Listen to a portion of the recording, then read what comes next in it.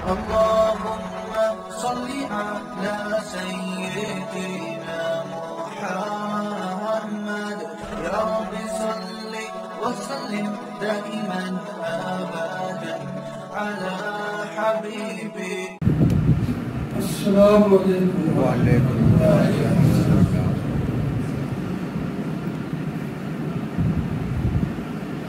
السلام.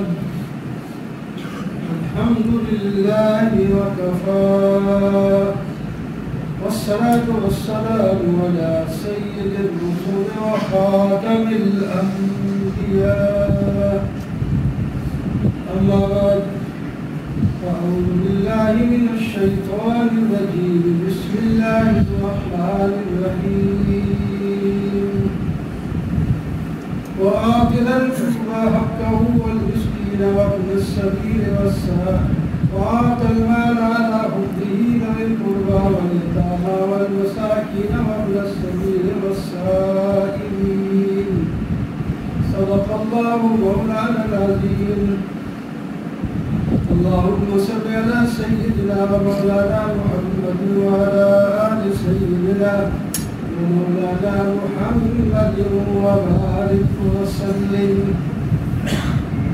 محترم معزز سامعین بزرگوں دوستوں عزیز،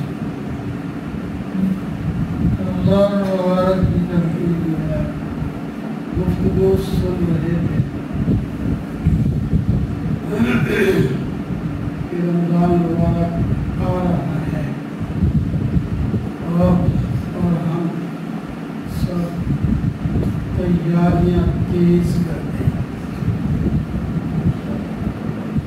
اپنے آپ کو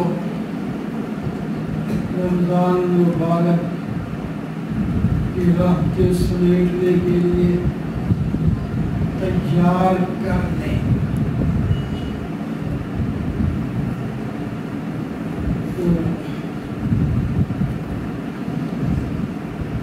رمضان مبارک کا فائدہ متقین اور سچے لوگوں کو ہوتا ہے۔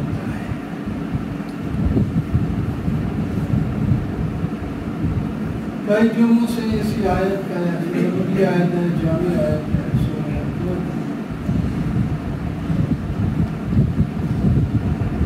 پڑھتا ہوں تو ساتھ وقتی مقامی بھی شامل ہو جاتے ہیں۔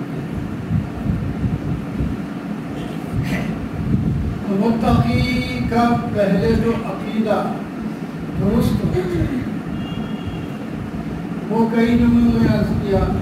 اللہ پر ایمان رکھے، وہ کیسے رکھے اس کی تفصیل، فرشتوں پر ایمان رکھے، کتابوں پر ایمان رکھے، انبیاء پر ایمان رکھے، قیامت کے دن پر بھی ایمان رکھے۔ ان سب پر ایمان رکھنا ضروری ہے اور اس کے مطابق چلنا۔ اس کے بعد اسی آیت کا اگلا حصہ میں نے ابھی پڑھا ہے، وآت المال على حبه ذوي القربى واليتامى والمساكين وابن السبيل والسائلين۔ متقین لوگ اپنے مال کو کما کر جمع نہیں رکھتے، مال ان کے پاس بھی آتا ہے، اللہ کہتے ہیں سب کو دیتے ہیں۔ مال کی طبعی طور پر محبت بھی ہوتی ہے، مال کو مال کہتے ہیں اس وقت، دل مائل ہوتا ہے، اسی طرح مال ہے، دل مائل ہوتا ہے۔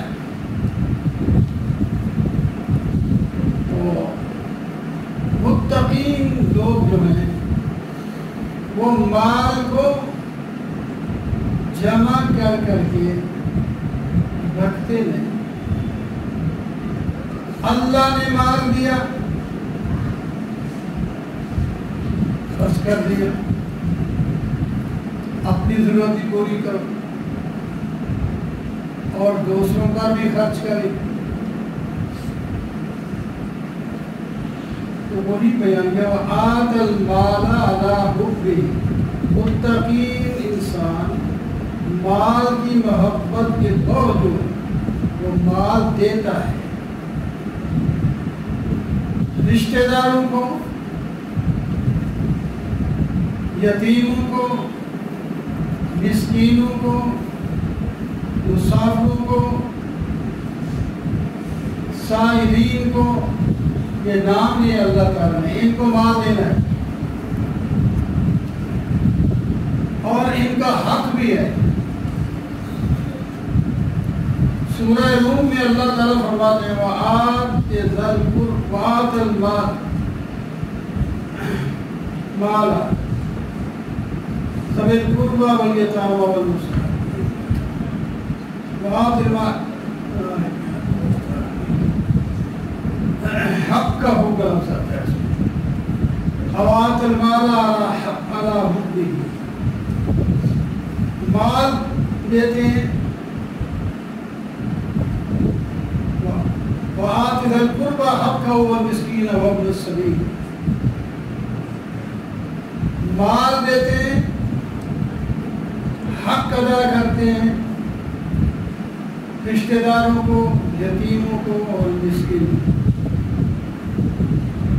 سورہ بنی اسرائیل میں بھی اسی طرح جاتا ہے، رشتہ داروں کا، یتیموں اور مسکینوں کا حق ادا کرتے ہیں، ان کو مال دیتے ہیں۔ سورہ دہر میں اللہ تعالیٰ فرماتے ہیں کہ وہ مال دیتے ہیں اور صرف اللہ کی رضا کے لیے دیتے ہیں۔ وَيُطْعِمُونَ الطَّعَامَ عَلَىٰ حُبِّهِ، یتیموں مال یہ کھانا کھلاتے ہیں محبت کے باوجود، مسکینوں، یتیموں اور قیدیوں کو، اور کہتے ہیں میں یہ مال جو ہم دیتے ہیں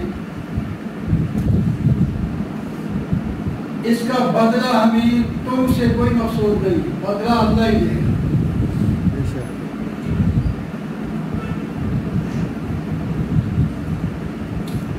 اور تم سے تو ہم شکر ادا کرنے کی طرف بھی نہیں رکھتے۔ ویسے تو ہے کسی پر نعمت کی جائے، کسی کے ساتھ احسان کیا جائے، اس پر لازم ہے کہ وہ شکر ادا کرے۔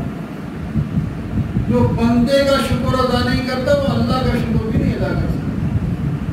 من لم یشکر الناس لم یشکر اللہ، حدیث پاک میں ہے جو لوگوں کا شکر نہیں کرتا وہ اللہ کا شکر بھی نہیں کرتا۔ ایک آدمی سامنے ہے، اس کے اپنے ہاتھوں سے ایک چیز دے رہا ہے، اللہ تعالیٰ کو اگرچہ نحن اقرب الیہ من حبل الورید، شارک سے بھی زیادہ قریب ہے، لیکن ہمیں آنکھوں سے نظر تو نہیں آتی۔ تو ایک سامنے دینے والے کو اس کا شکر ادا نہیں کرتا وہ آدمی، تو پھر اللہ تعالیٰ کا کہاں شکر ادا کرے؟ بندے کا شکر ادا کرے گا تو پھر اللہ کا شکر بھی ادا ہو سکے۔ وَيُطْعِمُونَ الطَّعَامَ عَلَىٰ حُبِّهِ مِسْكِينًا وَيَتِيمًا وَأَسِيرًا، اور کہتے ہیں کہ ہم تم سے شکر اور بدلے کی کوئی امید نہیں ہے۔ اخلاص تبھی ہو جب شکر یا بدلے کے لیے دے گا تو اخلاص نہیں ہوگا۔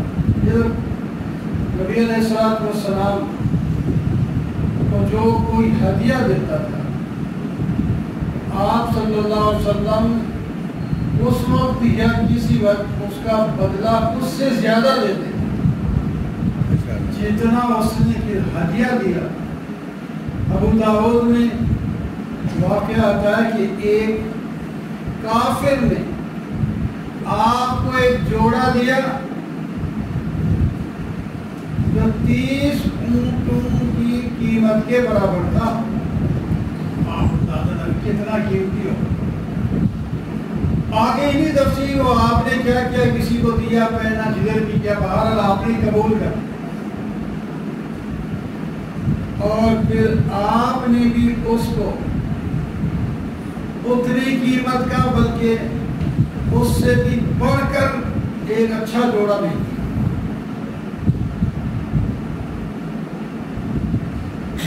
اس واسطے کچھ لوگ زیادہ بدلہ لینے کے لیے نبی علیہ السلام کو جا کر ہدیے تحفے پیش کرتے تھے تاکہ ہمیں زیادہ ملے، پھر مزہ نہیں۔ اس نظریے سے کوئی نہ دے کسی کو کہ مجھے بدلہ ملے۔ تو آپ صلی اللہ علیہ وسلم نے دیکھا یہ لوگ اب بدلہ لینے کے لیے، زیادہ بدلہ لینے کے لیے ہدیے تحفے پیش کرتے ہیں۔ فرمایا آئندہ میں تمہارا ہدیے تحفے نہیں وصول کرتا، اللہ چند ایک قبیلوں کا نام دیا، ان کا تو ہدیہ تحفہ قبول کروں گا، وہ اخلاص کے ساتھ دیتے ہیں، اور کچھ لوگ بدلہ لینے کے لیے دیتے ہیں، ان کا نہیں کرنا۔ تو میرے دوست اور بزرگوں، مال اللہ نے دیے ہیں، اس کے اندر اپنی جان کا بھی حق ہے، اس کو بھی اپنی ضروریات پوری کرو، اور دوسرے نمبر پر ذوی قربہ آتا ہے، رشتہ داروں کا حق ہے۔ رشتہ داروں میں سب سے پہلے والدین ہیں اور اولاد ہے۔ والدین اور اولاد اور بیوی، یہ تین بہت ہی قریب ہیں۔ والدین جب تک صحت مند ہوتے ہیں، کما سکتے ہیں، وہ اولاد کا پیسہ نہیں دیتے، بلکہ وہ خود خرچ کرتے ہیں، ان پر شادیاں کرتے ہیں، کھلاتے ہیں، پلاتے ہیں، پڑھاتے ہیں، ان کو دیتے نہیں۔ اگر اولاد ان کی زندگی میں بھی کمانے والی مالدار ہو گئی تو کہتے ہیں بیٹا کھیو کھاؤ پیو، ابھی ہم خود کما کے کھا رہے ہیں، ہمیں کوئی ضرورت نہیں تمہارے مال سبھی ہو۔ لیکن بعض دفعہ زیادہ بوڑھے ہو جاتے ہیں، کمزور ہو جاتے ہیں، ان کو ضرورت ہوتی ہے، پھر اولاد کے لیے ضروری ہے کہ والدین کے پورا خیال کیا جائے، ان کا حق ادا کیا جائے۔ نبی علیہ السلام کے پاس ایک شخص آیا، کہنے لگا میرا باپ میرا مال لے لیتا ہے۔ آپ صلی اللہ علیہ وسلم نے فرمایا اس کو بلا کے لے آنا، پوچھیں گے۔ وہ بلانے گیا، جبرائیل علیہ السلام آئے، نبی علیہ السلام سے فرمایا کہ جب وہ شخص جس کو آپ نے بلایا ہے آ جائے تو اس کو کہنا رات جو تم لوگ شیر تو بڑھاتا رہا اور پڑھتا رہا، وہ تھوڑا سا یہاں مجلس میں سنا دیں۔ معاویہ آپ صلی اللہ علیہ وسلم نے فرمایا کہ رات جو شیر تو سوچ رہا تھا اور پڑھ رہا تھا وہ سنا، وہ شعر میں نے تو کسی کو سنائی تک نہیں ہے، آپ کو کیسے پتہ چل گیا؟ اللہ نے بتا دی، آپ سنائیں۔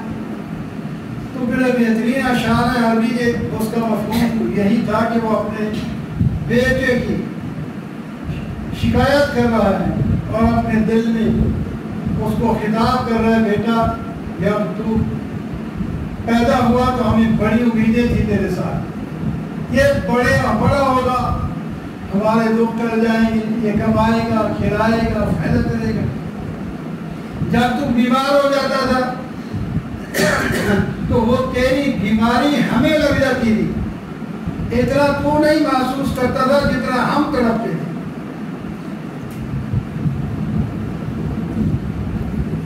لیکن اب جوان ہو گیا،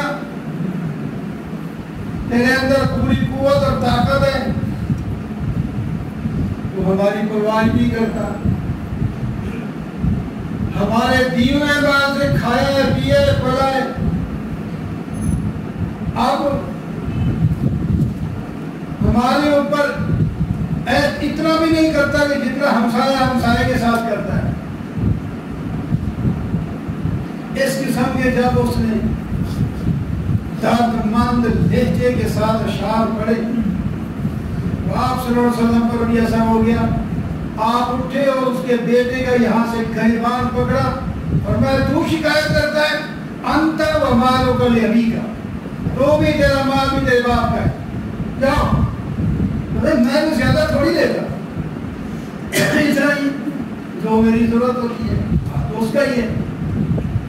تو اس واسطے اللہ تعالیٰ نے حق رکھا، والدین نے پالا، ان کے بڑے احسان ہیں۔ اللہ تعالیٰ نے اپنے حقوق کے بعد پھر والدین کے ساتھ احسان کرنے کا حکم کیا، وَقَضَىٰ رَبُّكَ أَلَّا تَعْبُدُوا إِلَّا إِيَّاهُ وَبِالْوَالِدَيْنِ إِحْسَانًا، والدین کے ساتھ احسان کرو۔